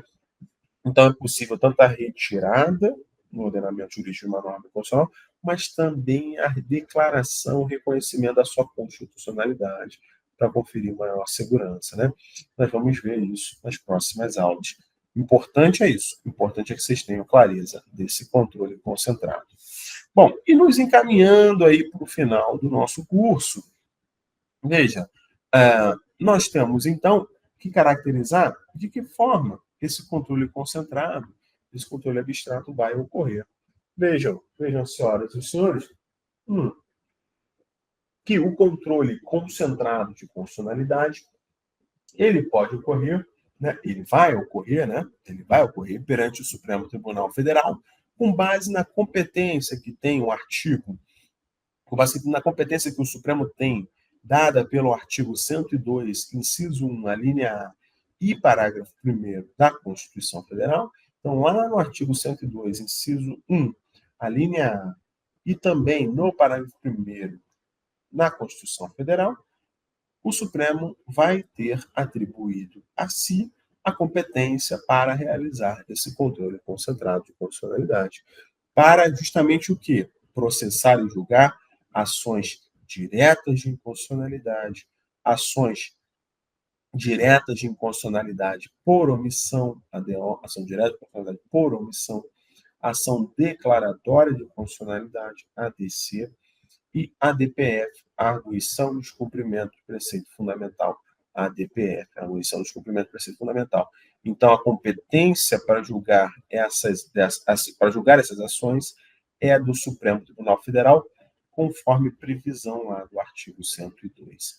E qual é o parâmetro de constitucionalidade? Ou seja, qual é a referência que eu uso para analisar essa profusão de leis estaduais, leis federais, que vão ser questionadas aí perante o Supremo Tribunal Federal? O Supremo Tribunal Federal vai utilizar, digamos assim, um gabarito. Né? Qual é o gabarito que eu uso para analisar, para corrigir as provas? Né? Para corrigir as provas. Qual é o gabarito? O gabarito, ou seja, o parâmetro de controle, a referência para poder verificar se é compatível ou não, é a Constituição Federal. Então, quando o gabarito for a Constituição Federal, eu analiso as leis federais, estaduais, utilizando como gabarito a Constituição Federal, quem realiza isso é o Supremo Tribunal Federal. Então, o Supremo Tribunal Federal vai realizar o controle abstrato de constitucionalidade nas ações diretas, declaratórias e nas arguições de descumprimento do preceito fundamental, quando o parâmetro de controle for a Constituição Federal. Tá? Então, é muito importante isso. O parâmetro de controle perante o Supremo é a Constituição Federal. O Supremo Tribunal Federal não pode falar assim, não, com base na Constituição do Estado, não pode falar isso. Ele pode só falar assim, com base na Constituição Federal, essa Constituição do Estado é constitucional. Com base na Constituição Federal, essa lei do Estado é constitucional. Com base na Constituição Federal, a lei federal é constitucional. Né? Então, é isso que ele vai dizer. Tá? No âmbito dessas ações, dessas 4 ações aí. ADI, ADO, ADC e ADPF. Tá? Agora, o controle abstrato, o controle concentrado, também pode ser realizado, pessoal, nos TJs, nos tribunais de justiça dos estados. Tá? Os tribunais de justiça dos estados também podem aí julgar ações diretas de inconstitucionalidade. Né? Podem também julgar. Lá o artigo 125, parágrafo 2º da Constituição Federal, vai atribuir essa competência aos tribunais de justiça dos estados. Tá? Então, os tribunais de justiça dos estados, eles podem julgar ações diretas de inconstitucionalidade estaduais. Né? Então, esses tribunais, por meio do seu órgão especial, o órgão especial do Tribunal de Justiça é que vai ser o órgão competente para serem endereçadas as ações diretas de inconstitucionalidade. Então, você vai endereçar a sua ação direta de inconstitucionalidade estadual para o órgão especial do TJ local. Então, aqui o TJ de São Paulo, você vai lá, endereça para o órgão especial do Tribunal de Justiça do Estado de São Paulo a ação direta de inconstitucionalidade. Tem previsão aqui na Constituição do Estado de São Paulo, essa competência do TJ de São Paulo. Nós acabamos de ajuizar uma, né? A OAB aqui do Estado de São Paulo acabou de ajuizar uma ação direta perante o TJ aqui de São Paulo, questionando o quê? Vocês vão se lembrar, as custas judiciais, né? As custas judiciais, porque a lei estadual de custas aí aumentou as custas, alterou a dinâmica, né? Passou a cobrar, tirar do final, apenas no êxito, né? Na execução, antecipou para quando você der início à execução, ao cumprimento de sentença, já incidirem aí custas, antes mesmo de você satisfazer a sua dívida. Então, uma mudança da dinâmica, aumento de valores. Então, a OAB ajuizou o quê? Uma ADI estadual perante o órgão especial do TJ de São Paulo. Né? Nós vamos ter um outro módulo para tratar disso, mas é importante nós sabermos isso. Né? A ADI, portanto, meus amigos, a ADI pode ser ajuizada em face do Supremo Tribunal Federal quando o parâmetro de controle for a Constituição Federal. Agora, a ADI pode ser ajuizada perante o TJ quando o parâmetro for a Constituição do Estado. Então, o que a OAB argumentou aqui no TJ? Ela pôde argumentar a Constituição Federal, meus amigos? Não. Ela argumentou perante o TJ, o parâmetro foi a Constituição do Estado de São Paulo. Os dispositivos da Constituição do Estado de São Paulo. Tudo bem? E a OAB de São Paulo não ajuizou lá no Supremo, por quê? Aí, por conta do regimento interno da OAB, né? Por quê? Porque na OAB, para ajuizar lá no Supremo, não pode a OAB do Estado de São Paulo. Tem que ser a OAB nacional, que tem competência, de acordo com o Estatuto, né? E do regimento interno da OAB, só tem competência para ajuizar lá no STF a OAB nacional. Então, por isso que a OAB seccional de São Paulo não pôde ajuizar no Supremo, só pôde ajuizar aqui no âmbito do TJ de São Paulo, tá? Sem prejuízo, né? Sem prejuízo de que essa decisão do TJ de São Paulo sofra um recurso extraordinário para o Supremo, né? Nós vamos ver no módulo específico. Por quê? Porque, veja, a decisão do TJ de São Paulo ela pode violar uma norma de reprodução obrigatória da Constituição do Estado, da Constituição Federal, né? Porque, veja bem, a ADI estadual, ajuizada aqui no TJ, ela tem como parâmetro de controle o quê? Nós estamos vendo aqui, as Constituições do Estado, né? Então, o parâmetro de controle da análise aqui no órgão especial do TJ de São Paulo é a Constituição do Estado de São Paulo. Ponto final. Ponto final. Né? Só que as Constituições, meus amigos, elas têm normas de reprodução obrigatória da Constituição Federal. A Constituição do Estado não é livre, igual a Constituição Federal. O poder constituinte originário que cria a Constituição Federal, ele é ilimitado. Ele pode criar o que ele quiser na Constituição Federal. Mas na Constituição dos Estados, não. Ele não é um poder constituinte originário. É um poder constituinte derivado. Ele é derivado do originário, não é isso? Ele é derivado decorrente, né? Ou seja, ele não é livre, ele é amarrado, ele é limitado pela Constituição Federal, ou seja, existem normas de reprodução obrigatórias pelas constituições dos Estados. Então, não pode haver, por exemplo, uma tripartição de poderes na União Federal, né? Poder legislativo, executivo e judiciário, e chegar no Estado dizendo, não, o poder é concentrado na mão do executivo. Aqui nós não vamos ter legislativo, não vamos ter judiciário. É concentrado na mão do executivo. Pode? Claro que não. É tripartição de poderes, né? A limitação do poder, ela é de reprodução obrigatória, né? As regras de processo legislativo, reprodução obrigatória. Né? Os direitos fundamentais, reprodução obrigatória. Não pode a Constituição do Estado dizer assim, olha, agora, aqui no Estado de São Paulo não é possível o direito de ir e vir. Não pode. Né? Então, veja, existem normas de reprodução obrigatória. Então, é possível que essa decisão do TJ de São Paulo em matéria de custas possa chegar ao Supremo por meio do quê?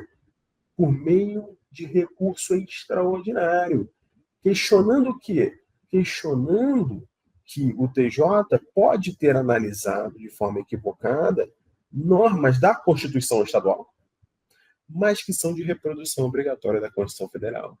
Então, aí o Supremo tem competência. Tem competência não porque a ação foi ajuizada lá, mas porque eu estou indo como um recurso extraordinário. Porque qualquer decisão que viola o texto constitucional, o Supremo Tribunal tem competência em matéria recursal. Né? E está violando o texto constitucional quando? Quando você tem normas de reprodução obrigatória. E que o tribunal, por ocasião do seu julgamento, viola a interpretação e entendimento do Supremo Tribunal Federal. Tudo bem, pessoal? E qual é o objeto aqui nos tribunais locais? O objeto do controle. Então, você tem um parâmetro do controle, né, que é o gabarito, que é a referência, né, o paradigma utilizado para fiscalizar essas leis e atos normativos. E você tem o objeto do controle, que são essas leis e atos normativos, que são passíveis ali de controle. No âmbito da ADI estadual, só pode ser questionado o quê? As leis municipais e as leis estaduais. Não é isso? Então, leis e atos normativos municipais e estaduais podem ser questionados no controle concentrado perante o Tribunal de Justiça dos Estados. Tá? Então, leis e atos normativos estaduais e municipais. Não pode federais, por quê? Porque o parâmetro de controle é a Constituição do Estado. Por isso que não pode leis federais. E para a gente fechar o nosso curso, e perante o Supremo Tribunal Federal, porque esse vai ser o objeto do nosso curso nas próximas aulas, né? Justamente são essas ações ADI, ADO, ADC, que são ajuizadas perante o Supremo Tribunal Federal. Né?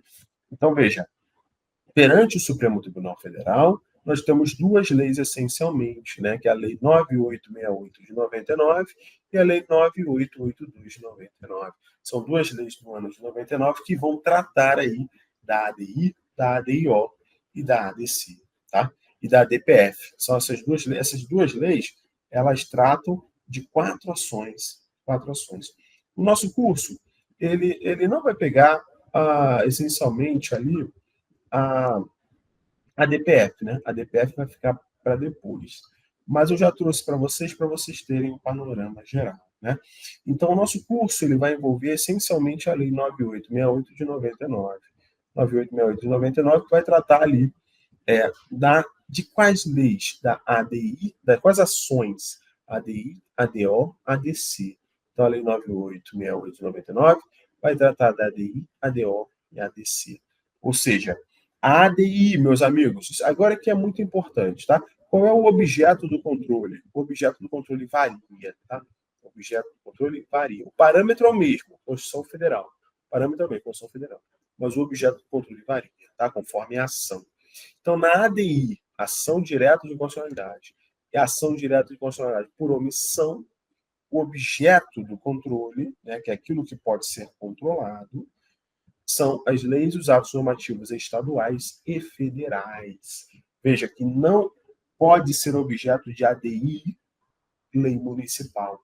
Lei municipal não pode ser objeto de ADI perante o Supremo Tribunal Federal. Isso é muito importante você entender, né? Isso é muito importante você saber. Lei municipal não pode ser objeto de ADI ou ADIO, ADI por omissão, tá? Muito importante isso. Também não podem ser objetos de ADI e ADC não pode ser objeto. Leis, vocês vão ver isso com calma. Leis anteriores à Constituição Federal. Leis anteriores à Constituição Federal também não podem ser objeto aí de ADI e ADC.